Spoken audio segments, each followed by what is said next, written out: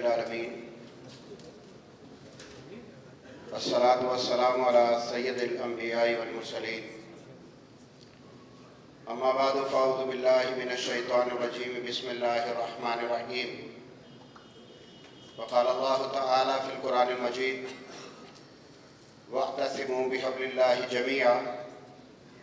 ولا تفرقوا۔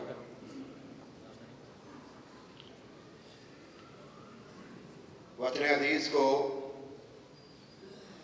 جتنی اجتماعیت کی ضرورت آج ہے، اتحاد، یکجہتی، اتفاق، اس کی ضرورت جتنی آج ہے اس کی مثال ماضی میں نہیں۔ حالات یقینی طور پر سخت ہیں اور ان کا انکار کرنا بے وقوفی ہوگی۔ حالات میں مسائل ہیں اور ان مسائل کا انکار کرنا یہ بھی ممکن نہیں ہے، لیکن ہسٹری کا مطالعہ کیا جائے اور بطور خاص محمد رسول اللہ صلی اللہ علیہ وسلم اور آپ علیہ السلام کے صحابہ رضوان اللہ علیہم اجمعین، ان کی سیرتوں میں جھانکا جائے تو وہاں پر بھی مسائل کے انبار دکھائی دیتے ہیں، مشکلات دکھائی دیتی ہیں، بے شمار ایسے مسائل کہ جو اتنے بڑے تھے کہ لگتا تھا کہ یہ جو مسائل کا پہاڑ ہے اس کو عبور کرنا انتہائی مشکل ہے۔ لیکن اگر آپ دیکھیں گے کہ ان مسائل کا مقابلہ کیا گیا، ان مسائل کے مد مقابل پورے عزم کے ساتھ، پورے حوصلے کے ساتھ، پوری ہمت کے ساتھ سامنے آ کر مد مقابل آ کر کھڑے ہو کر ان کا مقابلہ کیا گیا، اور دنیا نے دیکھا کہ ایک چھوٹی سی ریاست جو ریاست مدینہ کی صورت وجود میں آتی ہے، اس کی روشنیاں پوری دنیا میں پھیلنا شروع ہوتی ہیں، اور دیکھتے ہی دیکھتے پوری دنیا روشن ہو جاتی ہے۔ اگر آپ اس کے پیچھے کوئی فلسفہ ڈھونڈنا چاہیں گے، اگر آپ وجوہات جاننا چاہیں گے تو آپ کو دکھائی دے گا کہ محمد رسول اللہ صلی اللہ علیہ وسلم نے اپنے صحابہ رضی اللہ عنہم کو ایمان پر کھڑا کیا، اخلاص پر کھڑا کیا، اللہ کے ساتھ جوڑ کر کھڑا کیا، اور پھر یہ ایمان، یہ اخلاص اور یہ اللہ رب العزت کے ساتھ تعلق وجہ بنا کہ جس کے ساتھ وہ وحدانیت صحابہ رضی اللہ عنہم کی جماعت میں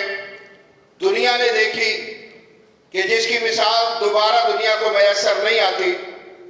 اللہ کے نبی علیہ السلام کے صحابہ رضی اللہ عنہم مکی دور سے مدنی دور کی طرف جا رہے ہیں۔ آج جس شہر میں آپ کے سامنے گفتگو کر رہا ہوں، یہاں بھی آپ مہاجر کی بات سنتے ہوں گے، انصاریوں یعنی یہاں کے مقامی لوگوں کی بات سنتے ہوں گے، آپس میں جو فرق ہے اس کی بات سنتے ہوں گے، حقوق کی بات سنتے ہوں گے، اور حقوق کی بنیاد پر ایک دوسرے سے آگے بڑھ کر جو راستہ اختیار کرنا ہے اس کی بات سنتے ہوں گے۔ لیکن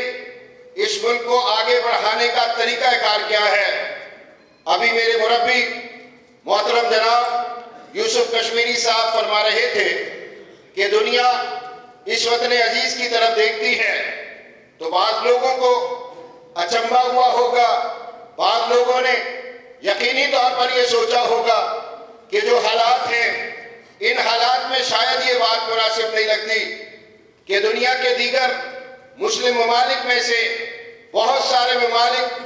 بظاہر ہم سے بہت آگے ہیں، بظاہر وہ اس دوڑ میں اگر آپ دیکھیں گے تو ہمارا ان کا مقابلہ کوئی نہیں دکھائی دیتا، لیکن اگر زمینی حقائق کو مد نظر رکھا جائے اور وہ وسائل جو اللہ رب العزت نے اس ملک کو دیے ان کو مد نظر رکھا جائے، اور وہ حیثیت جو اللہ رب العزت نے اس عرض پاک کو عطا فرمائی نظر رکھا جائے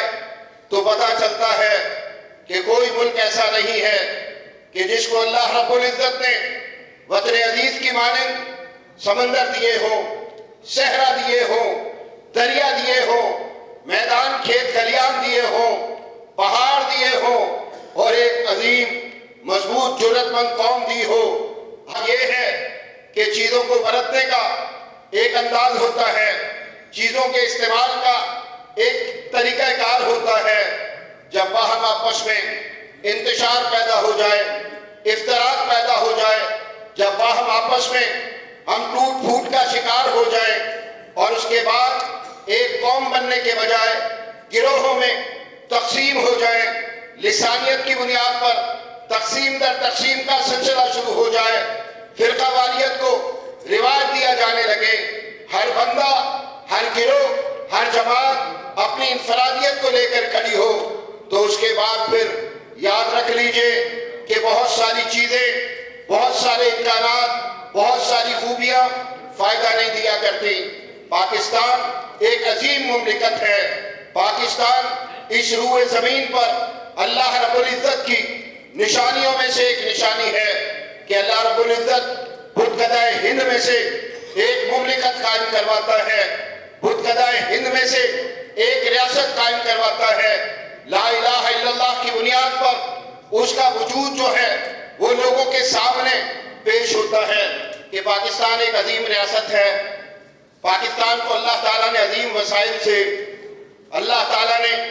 لبریز کیا ہوا ہے، لیکن وسائل سے فائدہ نہیں اٹھایا جا رہا، اور یہ کہا جائے کہ اٹھایا نہیں جا سک رہا تو اس کی ایک وجہ ہے، اور وہ وجہ افتراق ہے، وہ وجہ انتشار ہے، وہ وجہ آپس کے لڑائی جھگڑے ہیں، وہ وجہ مفادات کا کھیل ہے کہ جو آپ کے سامنے ہے کہ جاری و ساری ہے کہ ہر بندہ انفرادیت پر کھڑا ہوا ہے۔ میں کہتا ہوں کہ یہاں پر آپ اپنی مجالس میں بیٹھتے ہوں گے، ایک دوسرے کے ساتھ بیٹھتے ہوں گے، ایک دوسرے کے ساتھ بیٹھ کر گفتگو کیا کرتے ہوں گے، ان گفتگو یعنی اس گفتگو میں پاکستان کے مسائل پر بات ہوتی ہوگی۔ بات سے آگے بڑھ کر ایک بات آپ کو عرض کرنا چاہتا ہوں کہ ہر بندہ انفرادی طور پر اس پاکستان کا امین ہے، اس پاکستان کا محافظ ہے۔ اپنا کردار ادا کرنے کے لیے ہر بندے کو انفرادی طور پر تیار ہونا پڑے گا، اپنی ذات سے آگے بڑھ کر، اپنے مفاد سے آگے بڑھ کر اس پاکستان کو سوچنا پڑے گا۔ ہر وہ آواز جو پاکستان کے نقصان کے لیے اٹھتی ہے، میں آپ کو ایک دعوت دوں گا، اور وہ دعوت کیا ہے؟ بہت سارے لوگ زبان درازی کرتے ہیں مملکت کے حوالے سے، ریاست کے حوالے سے، اور اس کو نقصان پہنچانے کی بات کرتے ہیں، اور میں کہتا ہوں عصر حاضر میں آپ کو شام دیکھنا پڑے گا، آپ کو افغانستان دیکھنا پڑے گا، آپ کو عراق دیکھنا پڑے گا، آپ کو یمن اور لیبیا دیکھنا پڑے گا۔ یہ مسلمانوں کے ملک ہیں، ہنستے بستے ملک تھے، لیکن اگر آپ بات کریں گے کہ ان میں مسائل کیوں پیدا ہوئے تو پھر آپ کو وہی مسائل دکھائی دیں گے کہ باہمی انتشار ہوگا، لڑائی ہوگی، جھگڑا ہوگا، فرقہ واریت ہوگی، لسانیت ہوگی، اور انہی چیزوں نے جو ہے وہ تقسیم در تقسیم کے سلسلے کو آگے چلایا ہوگا۔ ایک وہ کردار ہے کہ جو عوام نے ادا کرنا ہے، انفرادی طور پر ہر فرد نے ادا کرنا ہے۔ مشکلات یقینی طور پر ہیں، لیکن مشکلات کا مقابلہ بھی ایک قوم کی صورت میں کیا جا سکتا ہے۔ اور ایک بات میں اپنے معزز مہمانان گرامی ان کی خدمت میں پیش کرنا چاہتا ہوں، اور وہ بات کیا ہے؟ وہ بات یہ ہے کہ قوم قربانی پر آمادہ ہوگی۔ یہ قوم، اس کا خمیر جو ہے وہ قربانی سے اٹھا ہے۔ ہمارے آباء و اجداد نے ہندوستان کی گلی کوچوں میں لا الہ الا اللہ کا نعرہ لگا کر اللہ اکبر بے مثال قربانیاں دی تھی، گھر بار چھوڑے گئے تھے، جائیدادیں چھوڑی گئی تھی، خون پیش کیا گیا تھا، عزتیں لٹوائی گئی تھی، بچے ترشولوں پر اچھالے گئے تھے، لاکھوں لوگوں نے قربانیاں دی تھی، تو یہ وطن عزیز جو ہے مالک وجود میں آیا تھا۔ میں کہتا ہوں اس میں اگر جو قیادت تھی اس کے کردار کو دیکھا جائے گا تو قائد اعظم محمد علی جناح ایک روشن مثال ہے۔ قائد اعظم محمد علی جناح کے جتنے رفائی جو جو ہے جتنے بھی رفقائے کار ہیں وہ سارے کے سارے روشن مثال ہیں. میں کہتا ہوں قوم سے پیٹ پر پتھر باندھنے کی بات کرنی چاہیے. حالات ایسے ہیں ایثار کرنا پڑے گا, حالات ایسے ہیں قربانی دینی پڑے گی, اور یہ سب کے سب کو دینی پڑے گی, عوام کو بھی دینی پڑے گی, خواص کو بھی دینی پڑے گی. پیٹ کا ایک پتھر جو ہے وہ عوام ان کو جو ہے وہ پیٹوں پر پتھر باندھنے چاہیے. بالکل اسی طرح ہمارے خواص کو مثال بننا چاہیے اور مثال بن کر لوگوں کے سامنے آنا چاہیے کہ یہ چیز ہمارے عوام کے سامنے موجود ہو اور وہ دیکھیں کہ سب مل کر اس وطن عزیز کا تحفظ چاہتے ہیں. آخری بات عرض کرنا چاہتا ہوں, پاکستان کے علاوہ راستہ دوسرا کوئی نہیں ہے. میری بات یاد رکھ لیجئے گا, کوئی دوسرا راستہ موجود نہیں ہے. یہ پاکستان ہوگا تو ہم سب ہوں گے, یہ پاکستان ہوگا تو حکمرانیاں ہوں گی, یہ پاکستان ہوگا تو ہماری عزتیں, ہمارا مقام و مرتبہ ہوگا, اور اگر پاکستان ہوگا تو جو کچھ ہمارے پاس موجود ہے وہ سب کا سب ہوگا. تو میں کہتا ہوں کہ اس کے تحفظ کے لیے سب کو میدان میں آنا چاہیے, اپنا کردار ادا کرنا چاہیے. جزاکم اللہ خیرا کثیرا.